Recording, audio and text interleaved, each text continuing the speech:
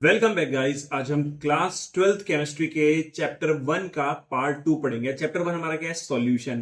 भाई सॉल्यूशन का जो पार्ट 1 है वो मैंने बहुत पहले बना दिया था और पार्ट 2 अब बना रहा हूं। उसका रीजन ये है कि बीच में इतना गैप इसलिए हो गया क्योंकि इस गैप में मैंने बायोलॉजी जो अपनी क्लास 11th और 12th की है वो पूरी कंप्लीट कर दी है। ठीक है, मतलब सारे चैप्टर 11th के सारे चैप्टर 12th के कंप्लीटेड है एनसीईआरटी लाइन बाय लाइन के साथ। अब इसमें क्या है, कुछ चैप्टर्स ऐसे हैं जो कि आपको नहीं मिलेंगे चैनल में ना, डायरेक्टली नहीं मिलेंगे। ये मेंबरशिप के अंदर है, जैसे human health and disease and biotechnology and its application, फिर human physiology and plant physiology. ये पूरी जो है ये मेंबरशिप के अंदर है, चैनल की मेंबरशिप। जो सब्सक्राइब के बगल में ज्वाइन बटन होता है उसे क्लिक करोगे तो आपको वहां पे वो कैटेगरीज दिख जाएंगी। ठीक है, एक तरीका तो ये है उन वीडियोस को देखने का। दूसरा तरीका क्या है कि आप ना एप्लीकेशन डाउनलोड कर सकते हो। एप्लीकेशन मतलब एंड्रॉइड एप्लीकेशन। तो चैनल की जो प्ले स्टोर पे जाओगे वहां पे एनसीईआरटी का ज्ञान आप सर्च करोगे तो वो एप्लीकेशन आ जाएगी। उसके अंदर भी आपको ये वीडियोस मिल जाएंगे। उसके अलावा भाई आजकल तो सबके पास एंड्रॉइड वो सॉरी क्या बोलते हैं आईफोन रहता है। तो आईफोन वालों के लिए क्या है कि उन्हें एप्पल स्टोर में जाना है, वहां पे उन्हें डाउनलोड करना है माई इंस्टीट्यूट ऐप। उसके अंदर ये वाला ओआरजी कोड डाल देना है जो मैंने यहाँ पे दिखा रहा हूं। और ये ओआरजी कोड डालने के बाद क्या है कि उनको वो कंटेंट दिख जाएगा। ठीक है, तो दोनों के लिए है, एंड्रॉइड और आईफोन के लिए। और बाकी तो यूट्यूब पे है ही। तो अपना बायो वाला जो है वो तो कंप्लीट हो गया एक तरीके से। अब हम केमिस्ट्री को थोड़ा पकड़ते हैं। ठीक है, केमिस्ट्री की तरफ अब हम चलते हैं। तो चलो शुरू करते हैं पार्ट 2 अपना केमिस्ट्री का, जिसमें हमें पढ़ना है सॉल्युबिलिटी के बारे में। अब सॉल्युबिलिटी का मतलब क्या है कि भाई किसी चीज को घोलना, मिला देना, मिक्स कर देना, है ना।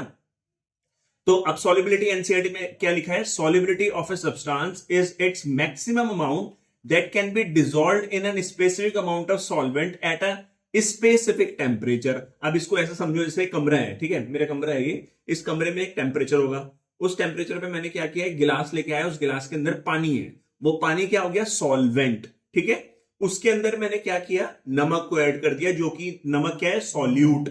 ठीक है, तो नमक को मैंने ऐड कर दिया, तो एक चम्मच डाली मैंने, वो घुल गया उसके अंदर, डिजोल्व हो गया। ठीक है, फिर दूसरी चम्मच डाली, वो भी घुल गया, तीसरी डाली, वो भी घुल गया, चौथी डाली, वो भी घुल गया, पांचवी जैसी डाली तो वो नहीं घुला, नमक जो है नीचे जमा होने लग गया। इसका मतलब क्या है कि जो पानी है उसके अंदर नमक की सॉल्युबिलिटी कितनी है? 4 चम्मच की।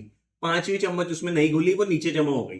तो वो क्या हो गया? मैक्सिमम अमाउंट 4 चम्मच जो नमक आपने पानी के अंदर डिसॉल्व किया वो उसकी क्या हो जाएगी? सॉल्युबिलिटी हो जाएगी। क्योंकि हमने यहां पे पढ़ा है ना कि मैक्सिमम अमाउंट जितना डिसॉल्व हो सकता है स्पेसिफिक सॉल्वेंट में, स्पेसिफिक टेम्परेचर में, उसको सॉल्युबिलिटी बोलते हैं। अब यहां पे देखो क्या है, ये जो सॉल्युबिलिटी होती है डिपेंड्स किस पे करती है? Depend upon the nature of solute. Solute का नेचर क्या है, सॉल्वेंट का नेचर क्या है, एज वेल एज टेम्परेचर क्या है और प्रेशर क्या है। Let us consider the effect of these factor. ये जितने ही फैक्टर हैं ये कैसे अफेक्ट करते हैं सॉल्युबिलिटी को। जैसे सॉलिड अगर हम लिक्विड के अंदर डिसॉल्व कर रहे हैं या गैस हम लिक्विड के अंदर डिसॉल्व कर रहे हैं, तो ये फैक्टर्स कैसे इन चीजों को अफेक्ट करते हैं। अब यहां पे एक पॉइंट समझो आप पहले, ये है सॉल्वेंट। ठीक है, क्या सॉल्वेंट? सॉल्वेंट मैंने यहां पे ले लिया पानी, ये है वाटर। ठीक है, पानी। और ये सॉल्यूट क्या है? नमक ले लिया, NaCl, नमक ले लिया। अब इन दोनों को मैं मिक्स कर रहा हूं इस बीकर के अंदर। मिक्स कर रहा हूं मतलब मैं पानी भी डाल रहा हूं, नमक भी डाल रहा हूं। तो आपको पता है कि जब नमक है वो कहां चले जाता है? बेसिकली होता क्या है कि जैसे ये वो है पार्टिकल है, किसके? वाटर के पार्टिकल्स है। ठीक है, वाटर के पार्टिकल्स हैं। अब इन वाटर के पार्टिकल्स के बीच में क्या है? स्पेस प्रेजेंट है। तो इन्हीं स्पेस में कौन आ जाते हैं? ये NaCl जो है, इनके पार्टिकल्स जो है वो आ जाते हैं। मतलब मैं रॉ तरीके से बता रहा हूं, मैं बहुत ऊपर ऊपर से बता रहा हूं कि इस तरीके से क्या होता है, जो स्पेस होता है उसके अंदर ये आ जाते हैं। अब जब ये स्पेस पूरी तरीके से भर जाएगा, जो वाटर के मॉलिक्यूल्स के बीच का स्पेस है, जब वो पूरा नमक से भर जाएगा, तब आप एक चम्मच ऊपर से जब नमक की डालोगे, वो पांचवी चम्मच, तो वो नमक तो नमक के लिए जगह है नहीं, तो नमक क्या है? सीधे नीचे जमा हो जाएगा बीकर में, यहां नीचे नमक जो है जमा होना शुरू हो जाएगा। ठीक है, तो उस टाइम पे वो मैक्सिमम सॉल्युबिलिटी उसकी हो जाएगी और उस सॉल्यूशन को बोलते हैं सैचुरेटेड सॉल्यूशन। सैचुरेटेड सॉल्यूशन जिसमें मैक्सिमम अमाउंट सॉल्यूट आपने डिसॉल्व कर दिया, उसको बोलते हैं सैचुरेटेड सॉल्यूशन। ठीक है, अब ये वाला जो टॉपिक है, ये ब्लैक लाइन के ऊपर वाला, ये तो हम समझ गए कि इसमें सॉल्युबिलिटी में क्या क्या था। अब हम आ जाते हैं नीचे। ठीक है, तो पहले हमें क्या देखना है? Solubility of a solid in a liquid. Solid को हम लिक्विड में डाल रहे हैं, उसकी सॉल्युबिलिटी कैसे किन किन चीजों पे डिपेंड करती है। अब देखो, every solid does not dissolve in a given liquid. ऐसा तो नहीं होता ना कोई भी सॉलिड जो है वो किसी भी लिक्विड में डिसॉल्व हो जाएगा, नहीं होता भाई ऐसा, है ना। बट यहां पे क्या है, while sodium chloride and sugar, sodium नमक और चीनी, ये जो होते हैं रेडिली डिसॉल्व हो जाते हैं किसमें, वाटर के अंदर, बहुत अच्छे से पानी में घुल जाते हैं ये, ठीक है। ये एक तरफ हो गया। अब नेप्थलीन एंड एंथ्रासिनिन,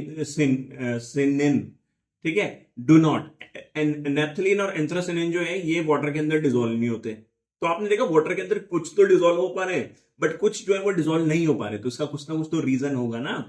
तो on the other hand naphthalene and anthracene dissolve readily in benzene. अब ये जो नेप्थलीन और एंथ्रासिन है ये किस में डिसॉल्व हो जाते हैं, बेंजीन में।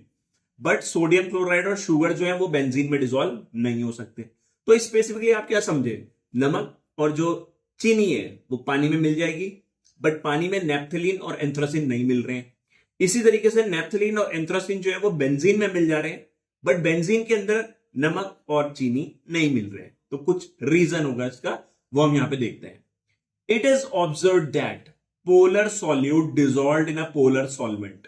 अब यहां पे एक वर्ड आ रहा पोलर, ठीक है। तो पहले हम समझ लेते हैं पोलर का मतलब क्या होता है, पोलर कंपाउंड्स होते क्या है। जैसे मैंने आपको बोला ना, देखो ये छोटी छोटी चीजें आ रही, ये 11th में आपने पढ़ा है और छोटी क्लास में भी पढ़ा होगा, 10th क्लास में भी पढ़ा होगा, बट लेकिन उनको अब थोड़ा सा यहाँ पे वो करेंगे यार, मतलब क्या कहते हैं, रिकॉल करेंगे, जिससे आइडिया लगता रहेगा आपको और क्लियर होती हुई चीजें आगे बढ़ती रहेंगी। तो पोलर कंपाउंड्स क्या होते हैं, पहले molecules with opposite charge region. ऐसे मॉलिक्यूल जिनमें क्या होते हैं, अपोजिट चार्ज रीजन्स होते हैं, जिसमें पार्शियल पॉजिटिव और पार्शियल नेगेटिव चार्ज होता है। मतलब एक तरफ पार्शियल पॉजिटिव चार्ज है और ये बॉन्ड हो गया, और दूसरी तरफ पार्शियल नेगेटिव है, यहां पॉजिटिव यहां नेगेटिव, इस तरीके से होगा, ठीक है। It arises when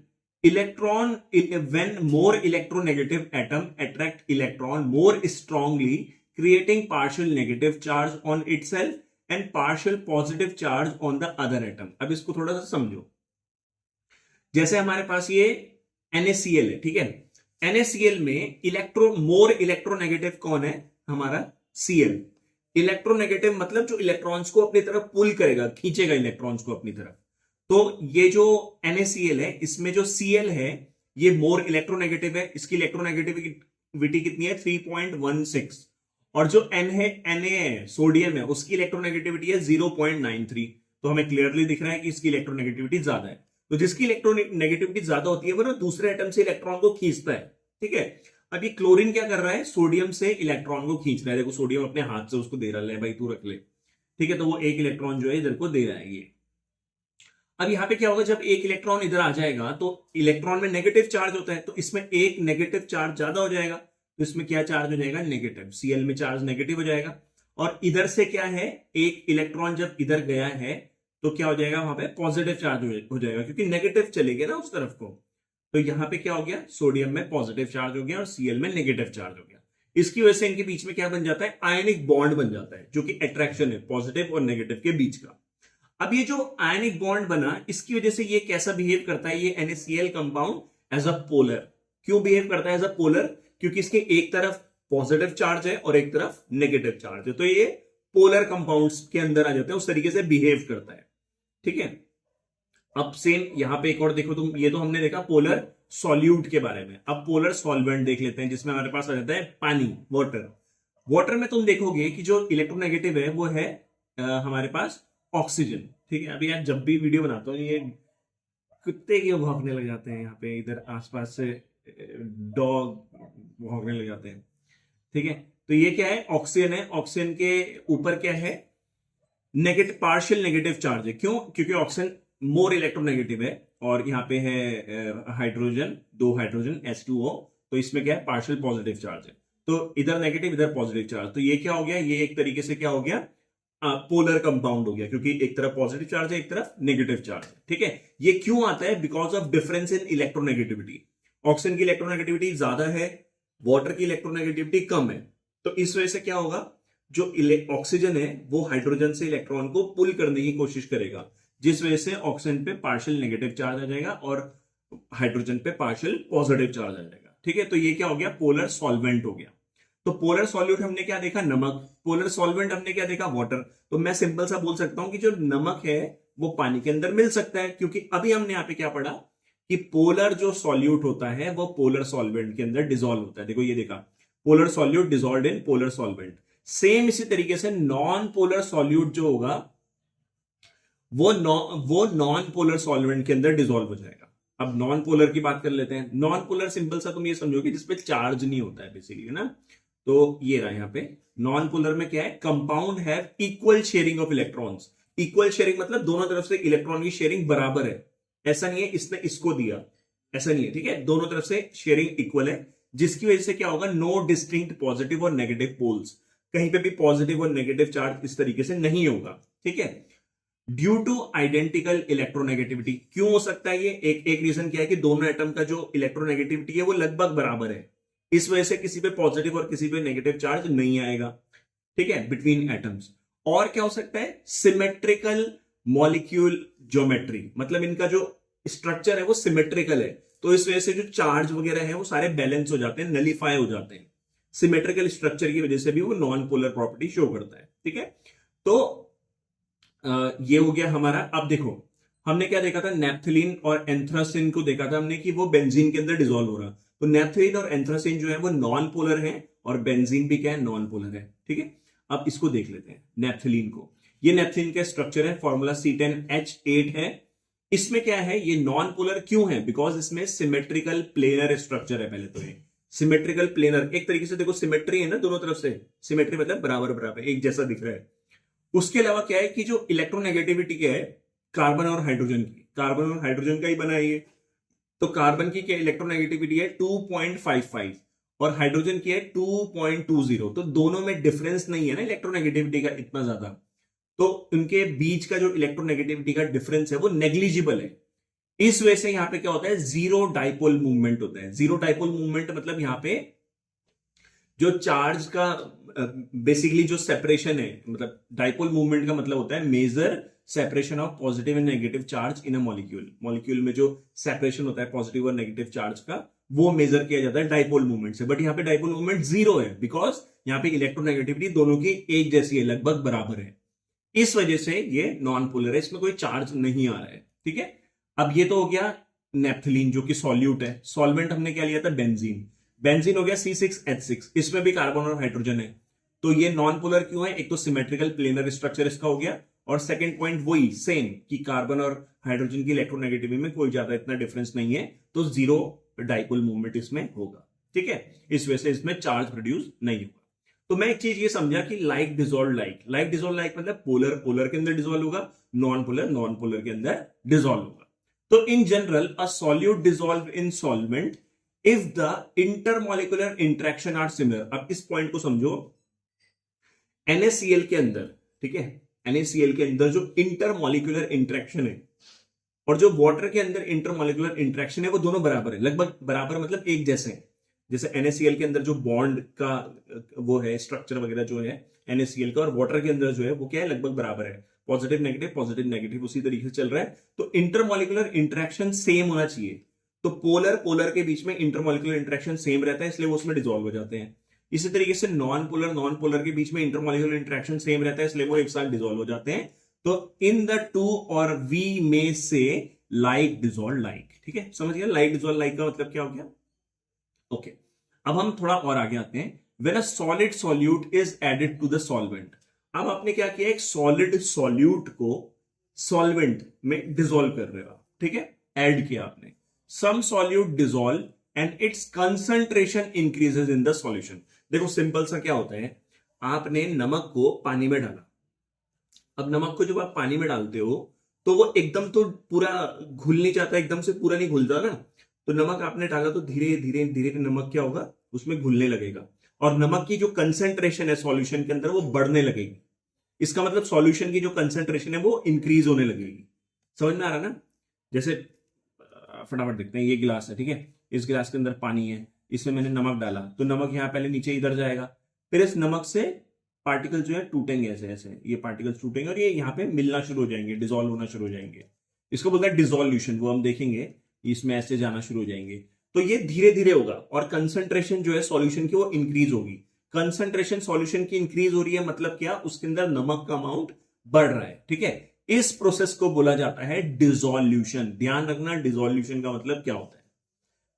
Some solute particle in solution colloid with the solid solute particle and get precipitated out of the solution. This process is known as crystallization. अब भाई ये क्या चीज है, इसका क्या मतलब है, इसको हम देखेंगे यहां नीचे, ठीक है।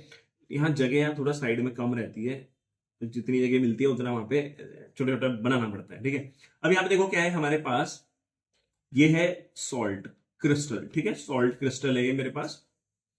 इसमें क्या है, ये नीले से मैंने दिखा रखा है Na, और ये दूसरा कलर जो है उससे मैंने दिखा रखा है Cl, ठीक है। तो ये NaCl NaCl NaCl का ऐसे कॉम्बिनेशन है और ये क्रिस्टल है एक तरीके से। अब इसको मैंने क्या किया, इस क्रिस्टल को पानी के अंदर डाल दिया, ठीक है, इसको मैंने पानी के अंदर डाल दिया। अब जब मैंने इसको पानी के अंदर डाला तो क्या होगा, इससे पानी में डालते ही क्या होता है, NaCl में से Na अलग हो जाता है और Cl अलग हो जाता है, ये आप जानते हो, Na अलग हो गया Cl अलग हो गया, ठीक है। तो यहां पे ये है Na, ये इधर पे ये हो गया Na, ठीक है। इसी तरीके से तुम वाटर का देखो, ये हमने वाटर का क्या देखा था कि वाटर में कार्बन, वो ऑक्सीजन पे नेगेटिव चार्ज था और हाइड्रोजन पे पॉजिटिव चार्ज था, ठीक है। तो क्या होगा, ये जो Na प्लस है इसके चारों तरफ वाटर के मॉलिक्यूल इस तरीके से अरेंज होंगे कि ऑक्सीजन जो है वो पास रहेगा। जैसे ऑक्सीजन है तो ये पास है Na के, क्यों, क्योंकि Na प्लस है और ऑक्सीजन पे नेगेटिव है, तो वो उस पर अरेंज हो जाएगा, अट्रैक्ट होके ना, प्लस माइनस अट्रैक्ट होके, और हाइड्रोजन दूर रहेगी क्योंकि हाइड्रोजन पे पार्शियल पॉजिटिव चार्ज है। तो इस तरीके से क्या हो गया, अरेंज हो गया। सेम इसी तरीके से Cl है, Cl में क्या चार्ज है, नेगेटिव, ठीक है। तो इस केस में क्या होगा, हाइड्रोजन पास आ जाएंगे, ये हाइड्रोजन जो है पॉजिटिव है, तो ये क्या आ गए, इसके पास आ गए, ठीक है। तो इस तरीके से उसमें आ गए। तो इस प्रोसेस को तो क्या बोलते हैं, डिसोल्यूशन। ये प्रोसेस क्या हो गई, डिसोल्यूशन की, जो सॉल्ट के पार्टिकल्स है वो वाटर के साथ जो है मिक्स हो रहे हैं, ठीक है, और उनकी कंसंट्रेशन जो है वो बढ़ रही है, ये तो डिसोल्यूशन हो गया। अब क्या होगा, अब होता क्या है, ये देखो यहाँ पे ऐसा क्यूब था ना, अब इधर से निकलना शुरू हो गया, तो यहाँ पे ये खाली खाली सा हो गया, मैंने यहाँ पे खाली खाली दिखा दिया कि यहाँ से पार्टिकल्स निकल के पानी में चले गए, जिसे डिसोल्यूशन बोलते हैं। अब क्या होगा कि ये जो पार्टिकल्स हैं, ये वाले जो पार्टिकल्स हैं Na और Cl के, जो वाटर के साथ कॉम्बिनेशन में है, ये पूरा ऐसे घूम रहे होंगे, ठीक है, सॉल्यूशन में ऐसे घूम रहे होंगे।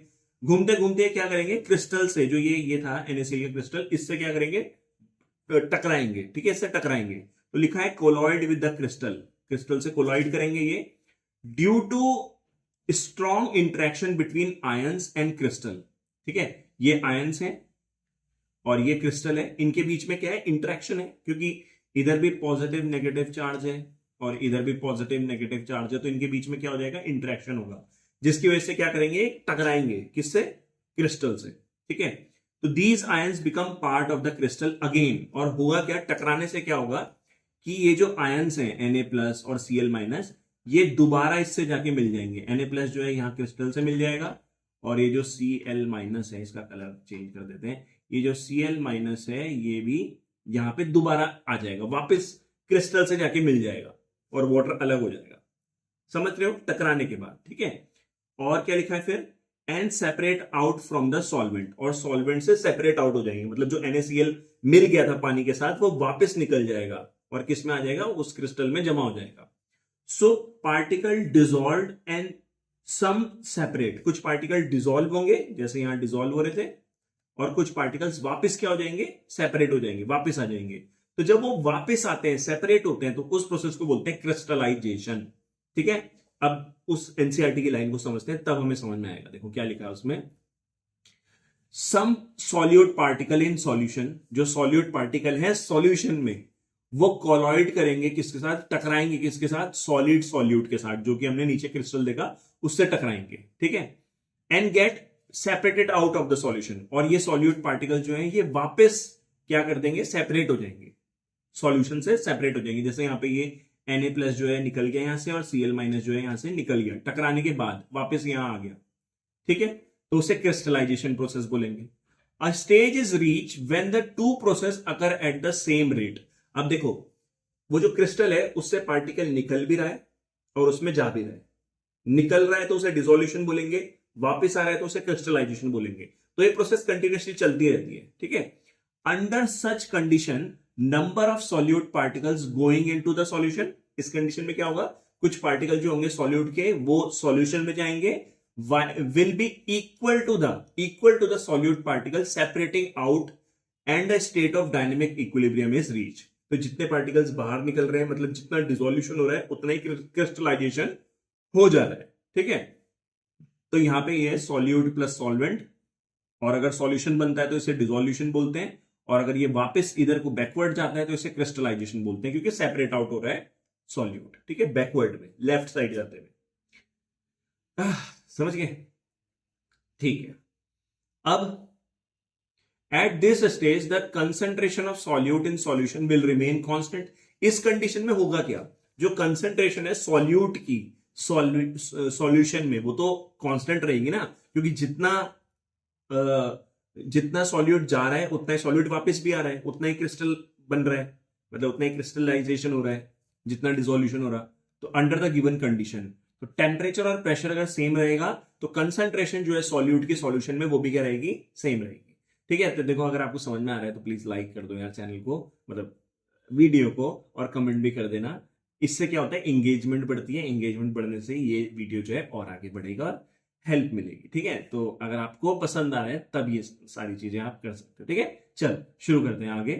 तो similar process is followed when gas are dissolved in liquid solvent.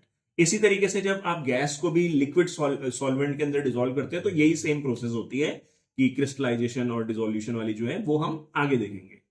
Such a solution in which no more solute can be dissolved at the same temperature and pressure is called saturated solution.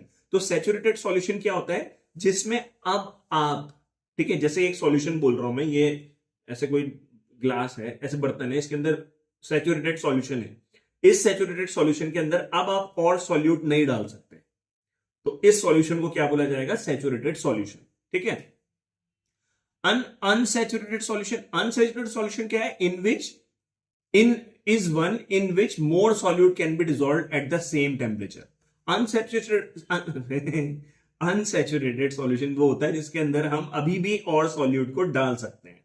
तो अभी ये unsaturated solution है, इसमें मैं solute को डाल सकता हूं। एक टाइम के बाद क्या होगा, ये अनसैचुरेटेड सॉल्यूशन सैचुरेटेड सॉल्यूशन में कन्वर्ट हो जाएगा, क्योंकि इसके अंदर पूरा का पूरा सॉल्यूट जितना आना था वो आ चुका होगा। ठीक है, और उससे आगे फिर और सॉल्यूट जाएगा नहीं। A solution which is in dynamic equilibrium with undissolved solute is the saturated solution. तो सॉल्यूशन कौन सा, which is in dynamic equilibrium with undissolved solute, जो डिसोल्यूशन और क्रिस्टलाइजेशन का जो इक्विलिब्रियम जब बन जाता है तो उस तरीके से उसे क्या बोलते हैं, सैचुरेटेड सॉल्यूशन। मतलब जितना पार्टिकल सॉल्यूट के जा रहे हैं उतने वापस आ रहे हैं। And contains the maximum amount of solute dissolved in a given amount of solvent. और उससे क्या होता है, मतलब इससे हमें क्या पता चलता है कि उस सॉल्वेंट के अंदर मैक्सिमम अमाउंट ऑफ सॉल्यूट जो है वो डिसॉल्व हो रखा है। Thus, the concentration of solute in such a solution is its solubility. तो जो कंसंट्रेशन है सॉल्यूट की उस सॉल्यूशन में वो क्या कहलाएगी, उसकी सॉल्युबिलिटी। मतलब आपने मैक्सिमम जितना डिसॉल्व कर सकते थे आपने डिसॉल्व कर दिया। ठीक है, उससे ज्यादा आप डिसॉल्व नहीं कर सकते क्योंकि वो सैचुरेटेड बन चुका है। तो वो कहलाती है वो कंसंट्रेशन कहलाती है सॉल्युबिलिटी, कि भाई इतना कंसंट्रेशन आप डाल सकते हो। ठीक है, तो earlier we have observe that solubility of one substance into another depend on the nature of the substance. अब ये हमने देख लिया था कि भाई पोलर नॉन पोलर वाली लाइन कह रहा वो, in addition to these variables two other parameters कौन से थे, temperature and pressure also control this phenomena. तो ये जो डिसोल्यूशन है, मतलब सॉल्युबिलिटी है, इसमें टेम्परेचर और प्रेशर का भी रोल आता है, उसको हम यहां पे देखेंगे। अब यहां पे हमें देखना है इफेक्ट ऑफ टेम्परेचर। इसमें ना कुछ एक 11th क्लास का कुछ आएगा, वो हम देखेंगे, जिसमें ली चेटेलियर प्रिंसिपल। ठीक है, तो उसको भी समझेंगे। पहले यहां पे देखो क्या है, the solution of a solid in a liquid. आपने एक सॉलिड को लिक्विड में डाला, वो उसका सॉल्यूशन बन गया, तो क्या लिखा है, the solubility of A solid in a liquid is significantly affected by temperature change. आप अगर टेम्परेचर को चेंज करते हो तो उसकी वजह से क्या होता है, जो सॉल्युबिलिटी है सॉलिड की किसी लिक्विड में वो चेंज हो जाती है। जैसे जलेबी खाते हो, ठीक है, जलेबी जलेबी बनाने के लिए हम चाशनी बनाते हैं। चाशनी बनाने के लिए क्या करते हैं, ये जैसे वाटर है, ठीक है, इस वाटर के अंदर क्या करा हमने, पहले वो डाल दिया, शुगर डाल दी, चीनी डाल दी, ठीक है, खूब सारी चीनी डाल दी। अब और चीनी नहीं डल रही इसके अंदर, और चीनी इसके अंदर डिजोल्व नहीं हो रही है। क्यों डिजोल्व नहीं हो रही है? क्योंकि जितना भी स्पेस था वाटर में, जितना भी वाटर पार्टिकल्स के बीच में जितना भी स्पेस था, वो सारा का सारा स्पेस क्या हो गया, भर गया, है ना। जैसे वाटर के पार्टिकल हैं, तो इनके बीच में जितना भी स्पेस था वो फिल हो गया, किससे, चीनी से। ये चीनी के पार्टिकल यहां पूरे जमा हो गए इधर स्पेस में। तो अब स्पेस बचा ही नहीं, तो ऊपर से चीनी डालोगे तो नीचे जमा हो जाएगी। तो अब क्या करें भाई, अब हमने क्या किया, टेम्परेचर को बढ़ा दिया। देखा ना, चाशनी बनाते हुए नीचे से गर्म करते हैं, तो जब गर्म करा हमने तो क्या हुआ कि गर्म करने से ये हीट एनर्जी मिली। हीट एनर्जी मिलने से क्या हुआ, ये जो पार्टिकल्स हैं, ये जो वाटर के पार्टिकल्स हैं, ये हीट एनर्जी लेने से इनकी काइनेटिक एनर्जी बढ़ेगी। काइनेटिक एनर्जी बढ़ने से ये दूर दूर जाएंगे, ये वाटर के पार्टिकल्स दूर दूर जाएंगे। दूर दूर जाने से क्या होगा, जैसे पार्टिकल्स इतने क्लोज थे, हीट देने से क्या होगा, ये पार्टिकल्स इतने दूर चले जाएंगे, तो इनके बीच का जो स्पेस है वो क्या हो गया, इंक्रीज हो गया। तो स्पेस इंक्रीज हो गया, तो अब आप उसमें और ज्यादा चीनी जो है वो पेल सकते हो, और ज्यादा चीनी जो है वो उसमें डाल सकते हो, और फिर क्या बन जाएगा, चाशनी। फिर आपने देखा है चीनी, फिर उसके अंदर हम जलेबी को डालेंगे, जलेबी को बाहर निकालेंगे। अब हमने कुछ जलेबी खाई, कुछ जलेबी बच गई, तो मैंने फ्रिज में रख दी। फ्रिज में रख दी तो अगले दिन मैंने क्या देखा कि वो जलेबी जो है, ठीक है, जलेबी के ऊपर ना ऐसे चीनी बाहर आ गई। जलेबी के ऊपर चीनी आ जाती है ना, बाहर ऊपर को आ जाती है। क्यों? क्योंकि जब हमने जलेबी को फ्रिज में रखा तो टेम्परेचर फिर डाउन हुआ। टेम्परेचर डाउन हुआ तो वो जो पार्टिकल्स के बीच में स्पेस था वो भी कम हो जाएगा। वो कम हो जाएगा तो जितनी एक्स्ट्रा चीनी जमा थी वो बाहर निकल जाएगी, समझ गए, तो वैसे आ जाएगी। तो वो वही कह रहा है कि टेम्परेचर चेंज करने से जो सॉलिड की सॉलिबिलिटी होती है लिक्विड में वो अफेक्ट होती है। अब consider the equilibrium represented by the equation 1.10। 1.10 वाली कौन सी इक्वेशन थी, ये वाली, ठीक है, सॉल्यूट प्लस सॉल्वेंट और सॉल्यूशन बन रहा है। इक्विलिब्रियम मतलब ये दोनों तरफ चल सकती है प्रोसेस, लेफ्ट और राइट दोनों तरफ। इसमें डिसोल्यूशन हो रहा है और दूसरी तरफ क्रिस्टलाइजेशन हो रहा है, ठीक है, ये हमने देख लिया था। This being dynamic equilibrium must follow Le Chatelier's principle. ये जो डायनामिक इक्विलिब्रियम है ये फॉलो करता है ली चटेलियर्स प्रिंसिपल को। अब what is Le Chatelier's principle, क्या मतलब है इसका? देखो, the system respond to stresses such as change in temperature और कंसंट्रेशन। कोई रिएक्शन हो रही है, मान लो कोई रिएक्शन हो रही है, ठीक है, उस रिएक्शन में क्या हो रहा है, आपने टेम्परेचर को चेंज कर दिया या कंसंट्रेशन को चेंज कर दिया, किसी की भी कंसंट्रेशन, ठीक है, प्रोडक्ट की या रिएक्टेंट की किसी भी कंसंट्रेशन को आपने चेंज कर दिया, बढ़ा दिया, घटा दिया, कुछ भी, ठीक है, तो क्या होगा, by shifting the equilibrium to counteract the change. देखो बात समझो, ली चटेलियस जो थे उन्होंने एक बात बताई कि नेचर में क्या होता है, जब हम कोई चीज इक्विलिब्रियम में रहती है तो वो इक्विलिब्रियम में ही रहना चाहती है, ठीक है। उसमें अगर मैं कुछ चेंज करूं तो वो रिएक्शन इस तरीके से चलेगी कि वो उस चेंज को खत्म कर देगी, जो चेंज हुआ था उसे खत्म कर देगी। समझ में आया? मैं फिर से बोलता हूं, एक रिएक्शन हो रही है, ठीक है, उस रिएक्शन में क्या हो रहा है कि जैसे ले लेते हैं, एक एग्जांपल ले लेते हैं, N2 plus 3H2 gives you 2NH3। ये क्या होती है, एबर्स प्रोसेस, जिसमें अमोनिया बनता है, ठीक है। अब यहां पे क्या किया हमने, ये N2 plus 3H2 gives you 2NH3, ये बन रहा है। अब यहां पे मैंने वाटर डाल दिया, मान लो इसमें मैंने वाटर डाला। अब वाटर जब मैंने डाला तो वाटर क्या है, ये जो अमोनिया गैस है ये वाटर के साथ क्या हो गई, डिसॉल्व हो गई, वाटर में डिसॉल्व हो गई। जैसी अमोनिया गैस वाटर में डिसॉल्व हुई तो अमोनिया की कंसेंट्रेशन जो है वो डाउन हो गई। भाई अमोनिया जो है वो पानी में घुल गई तो अमोनिया का कंसेंट्रेशन यहां पे डाउन हो गया। अब ये डाउन हो गया मतलब ये चेंज आ गया, ठीक है। अब ली चटेलियस प्रिंसिपल बोलता है कि ये रिएक्शन इस तरीके से चलेगी कि वो जो चेंज आया था, मतलब वो जो कमी आई थी उसको दोबारा ठीक कर देगा, मतलब अमोनिया दोबारा बन जाएगा। तो रिएक्शन किधर चलेगी, फॉरवर्ड, और NH3 जो कम हुआ था, जितना NH3 जो पानी में मिल गया था उतना NH3 दोबारा बन जाएगा, ठीक है, और ये रिएक्शन इधर को चलेगी। तो आप समझिए ना बात को कि वो फॉरवर्ड डायरेक्शन में इसलिए गई क्योंकि जो भी चेंज आया था उस चेंज को नलीफाई करने के लिए, उस चेंज को कैंसिल करने के लिए ये चीज हुई। आई होप आप समझ गए होंगे, ठीक है। ये ली चटेलियस प्रिंसिपल है। अभी हम और देखेंगे इसका एग्जाम्पल। तो हाँ, अब आ जाते हैं किस पे, in general if in a nearly saturated solution. एक नियरली सैचुरेटेड सॉल्यूशन है, समझ गए ना, सैचुरेटेड सॉल्यूशन जिसके अंदर सॉल्यूट मैक्सिमम आपने डाल दिया है। The dissolution process is endothermic. Dissolution process क्या होती है, एंडोथर्मिक होती है, ठीक है। अब इस लाइन को समझने के लिए हमें यहां बगल में आना पड़ेगा और दो चीजों को समझना पड़ेगा। जैसे मैंने आपको बताया 11वीं की कुछ कुछ चीजें हम यहाँ पे लेके आते रहेंगे ताकि भाई आपको समझ में आए कि चल क्या रहा है, हो क्या रहा है, ठीक है। तो दो टाइप की एनर्जी होती है, लेटिस एनर्जी और हाइड्रेशन एनर्जी, ठीक है। समझना इसको बड़ा सिंपल है। लेटिस एनर्जी क्या होती है, the energy needed to separate 1 mole of solid ionic compound into its gaseous ions. मतलब अमाउंट ऑफ एनर्जी जिसकी जरूरत पड़ती है क्या करने के लिए, एक सॉलिड आयनिक कंपाउंड को तोड़ के क्या बनाने के लिए, गैसियस आयंस में कन्वर्ट करने के लिए। जैसे एग्जांपल NaCl है, ठीक है। NaCl ब्रेक हो जाता है किसमें, Na+ और Cl- में। तो यहां पे जो भी एनर्जी लगेगी इसको ब्रेक करने में वो कहलाती है लेटिस एनर्जी, ठीक है। वो क्या कहलाती है, लेटिस एनर्जी। अब एनर्जी यहां पे एब्जॉर्ब हुई है तब जाके ब्रेकेज हुई है। तो एनर्जी एब्जॉर्ब होती है या हीट एब्जॉर्ब होती है तो उसे क्या बोला जाता है, एंडोथर्मिक प्रोसेस। तो जो लेटिस एनर्जी होती है वो जनरली क्या शो करती है, एंडोथर्मिक, ठीक है। तो वो ऑलवेज क्या होती है, पॉजिटिव होती है, प्लस होती है। मतलब लेटिस एनर्जी समझ गए ना, एब्जॉर्प्शन होगा तब जाके ब्रेकेज होगा और Na+Cl- बन जाएगा। तो ये हो गया लेटिस एनर्जी, ठीक है, एंडोथर्मिक। फिर आता है हाइड्रेशन एनर्जी। अब यहां पे क्या हुआ, hydration energy, the energy released. अब यहां पे क्या, एनर्जी रिलीज हो रही है। जब एनर्जी रिलीज होती है या हीट रिलीज होती है उसे एक्सोथर्मिक बोलते हैं। तो हाइड्रेशन एनर्जी इसका मतलब एक्सोथर्मिक है। तो energy released when 1 mole of gaseous ion is dissolved in water becoming hydrated, it is called exothermic. अब यहां पे क्या होगा, शुरुआत में NaCl था, वो Na+Cl- में ब्रेक हो गया। अब ये जो Na+ है, ये Na+ ये रहा, तो ये Na+ के चारों तरफ क्या हो जाएगा, वाटर जो होगा अरेंज हो जाएगा। आपको पता है कैसे अरेंज होगा, ऑक्सीजन पास पास आ जाएंगे क्योंकि ऑक्सीजन नेगेटिव है, Na+ मतलब पॉजिटिव है, तो वो पास पास इस तरीके से अरेंज हो जाएंगे।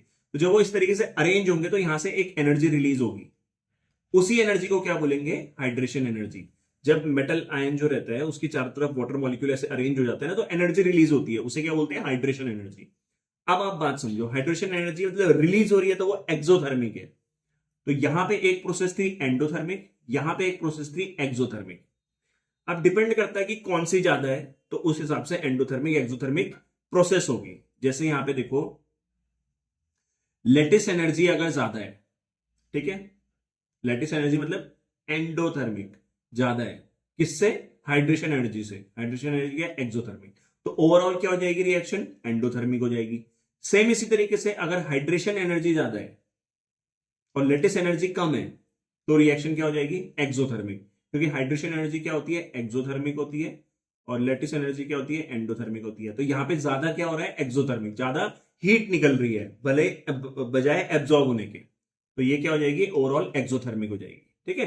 तो ये जो डिसोल्यूशन की प्रोसेस होती है दोनों हो सकती है, एक्सोथर्मिक भी और एंडोथर्मिक भी, जो कि डिपेंड करता है लेटिस एनर्जी और हाइड्रेशन एनर्जी पे, ठीक है। तो यहां पे क्या लिखा है, in general if in a nearly saturated solution the dissolution process is endothermic. मान लो डिसोल्यूशन प्रोसेस एंडोथर्मिक है, मतलब डेल्टा सॉल्यूशन H जो है वो मोर देन 0 है, ठीक है, पॉजिटिव में है। The solubility should be increase with rise in temperature. अब इस लाइन को समझना, अगर प्रोसेस डिसोल्यूशन प्रोसेस एंडोथर्मिक है और आपने टेम्परेचर इंक्रीज किया तो सॉल्युबिलिटी इंक्रीज होगी। इसको समझना ली चटेलियस प्रिंसिपल से। ये है सॉल्यूट प्लस सॉल्वेंट, ठीक है। एंडोथर्मिक है तो क्या होगा, ये है हीट, ये हीट एब्जॉर्ब हो रही है, ये रिएक्टेंट में लिख दी मैंने, इसका मतलब ये हीट क्या होगी, एब्जॉर्ब होगी, और यहां पे ये सॉल्यूशन बन गया, ठीक है, ये बन गया। अब आपने क्या किया, टेम्परेचर को बढ़ाया, आपने हीट दी ना, आपने टेम्परेचर को बढ़ाया, ठीक है, टेम्परेचर को बढ़ाया। अब टेम्परेचर को बढ़ाया मतलब आपने चेंज दे दिया उसे, एक चेंज दे दिया उसे, ठीक है। तो इसको टेम्परेचर नहीं चाहिए भाई, इसको टेम्परेचर नहीं चाहिए, ये इक्विलिब्रियम में रहना चाहता है, ठीक है। तो आपने टेम्परेचर बढ़ाया तो वो टेम्परेचर उसे नहीं चाहिए, बट आपने दे दिया, तो अब वो क्या करेगा, उस टेम्परेचर को, उस हीट को यूज करेगा, यहां पे यूज करेगा और ज्यादा सॉल्यूशन बना देगा। मतलब रिएक्शन जो है फॉरवर्ड डायरेक्शन में जाएगी, और ज्यादा सॉल्यूशन बन जाएगा। मतलब सॉल्यूट की जो कंसंट्रेशन है, सॉल्यूट का जो डिसोल्यूशन है, वो क्या हो जाएगा, इंक्रीज हो जाएगा। तो सॉल्युबिलिटी शुड इंक्रीज, लिखा है ना, सॉल्युबिलिटी इंक्रीज हो जाएगी। फिर से बोल रहा हूं मैं, सॉल्यूट प्लस सॉल्वेंट, उसमें प्लस डेल्टा इसलिए लिखा हुआ क्योंकि हीट यहां पे एब्जॉर्ब हो रही है, क्योंकि ये एंडोथर्मिक का एग्जांपल ले रहा हूं, ठीक है। अब यहां पे हमने टेम्परेचर दे दिया, हीट दे दिया इसे, तो वो नहीं चाहता उसे हीट मिले, ठीक है, क्योंकि एंडोथर्मिक रिएक्शन है ना, एंडोथर्मिक रिएक्शन है। तो आपने टेम्परेचर जो दे दिया, उस टेम्परेचर को वो यूज करेगा, ये रिएक्शन यूज करेगी और फॉरवर्ड डायरेक्शन में जाके सॉल्यूशन को और ज्यादा बना देगी, तो सॉल्यूशन बढ़ जाएगा। समझ के? अब सेकंड में आ जाओ। And if it is exothermic, अगर ये एक्सोथर्मिक है, मतलब डेल सॉल्यूशन एच जो है वो लेस देन 0 है, तो क्या होगा, सॉल्युबिलिटी शुड डिक्रीज, सॉल्युबिलिटी क्या होगी, डिक्रीज होगी। अब यहां पे देखो, सॉल्यूट सॉल्वेंट यही इक्विलिब्रियम में था, ठीक है, सॉल्यूशन बन रहा था, यहां पे हीट निकल रही है, हीट निकल रही है, मतलब ये क्या हो गया, एक्सोथर्मिक हो गया, है ना, ये क्या हो जाएगा, एक्सोथर्मिक हो गया। अब ये एक्सोथर्मिक हो गया, आपने यहां पे टेम्परेचर बढ़ा दिया, ठीक है, आपने इसे टेम्परेचर और दे दिया, तो क्या है, ये टेम्परेचर इसको दे दिया, तो अब क्या होगा, टेम्परेचर तो इसे चाहिए नहीं था, बट आपने इक्विलिब्रियम को डिस्टर्ब करने के लिए टेम्परेचर दे दिया। टेम्परेचर दे दिया, तो अब ये क्या करेगा, ये जो एक्स्ट्रा टेम्परेचर हमने जो भी दिया यहाँ पे, प्लस जो भी हीट दिया और एक्स्ट्रा, वो यहाँ पे यूज होगी, और रिएक्शन जो है किधर जाएगी, बैकवर्ड डायरेक्शन में, इधर जाएगी, ठीक है। और उससे क्या होगा, जो सॉल्यूशन है वो ब्रेक हो जाएगा, और सॉल्यूट और सॉल्वेंट जो है वो दोबारा बन जाएगा। तो इसमें क्या होगा, सॉल्युबिलिटी शुड डिक्रीज, लिखा है ना, सॉल्युबिलिटी यहां पे क्या हो जाएगी, डिक्रीज हो जाएगी। तो ली चेटेलियस प्रिंसिपल हमें क्या बोलता है कि कोई अगर इक्विलिब्रियम, डायनेमिक इक्विलिब्रियम में है, और आप उसमें कोई चेंज लाना चाहते हो, तो वो रिएक्शन इस तरीके से चलेगी कि वो जो भी चेंज आया है वो नलिफाई हो जाए, वो हट जाए। तो आपने इधर टेम्परेचर बढ़ाया, तो उस टेम्परेचर का यूज हो गया और रिएक्शन आगे चली गई एंडोथर्मिक में। दूसरी तरफ आपने यहां पे टेम्परेचर बढ़ाया एक्सोथर्मिक में, तो टेम्परेचर बढ़ाने से वो टेम्परेचर का यूज हो गया और रिएक्शन जो है वो बैकवर्ड चली गई और ये सॉल्युबिलिटी कम हो गई। तो इस तरीके से जो है ली चेटेलियस प्रिंसिपल जो है वो काम करता है, ठीक है। ओके, अब आता है इफेक्ट ऑफ प्रेशर। प्रेशर का क्या इफेक्ट है, तो प्रेशर के बारे में ज्यादा कुछ दिया नहीं है। Pressure does not have any significant effect on solubility, solubility पे प्रेशर का इतना कोई सिग्निफिकेंट नहीं है रोल। किसमें, of solid in liquid, solid का लिक्विड में सॉल्युबिलिटी जो है वो प्रेशर पे इतना डिपेंड नहीं करती है। क्यों नहीं करती है, it is so because solid और लिक्विड जो होते हैं वो हाईली इनकंप्रेसिबल होते हैं, उसे आप दबाओगे, उस पर प्रेशर दोगे तो कंप्रेस नहीं होगा, and practically remain unaffected, practically वो क्या रहेगा, अनअफेक्टेड रहेगा बाय चेंज इन प्रेशर, ठीक है, प्रेशर देने से वो अनअफेक्टेड रहेगा, उसमें कोई इतना फर्क नहीं पड़ेगा। तो इतना ही रहने देते हैं इस वीडियो को, क्योंकि ये वीडियो बहुत बड़ा बन चुका है, और ये वीडियो आगे भी बड़े बड़े ही बनेंगे वीडियो, क्योंकि हर चीज समझानी है, तब जाके ही हम आगे बढ़ेंगे, ठीक है। तो आई होप आपको ये वीडियो पसंद आया होगा, पसंद आया तो प्लीज लाइक करना, सब्सक्राइब करना चैनल को, क्योंकि बहुत सारे बच्चे सब्सक्राइब नहीं करते हैं। अगर आप नए हो तो आप बायो भी देख सकते हो, अगर आप मैथ्स के अलावा बायो वाले हो। और क्या है, वो एप्लीकेशन आप डाउनलोड कर सकते हो, वो जो है, ठीक है, जो मैंने आपको शुरू में बताया था, जो कि मेंबरशिप है। तो फाइनली इस वीडियो को खत्म करते हैं। Thank you so much for watching this video, bye bye.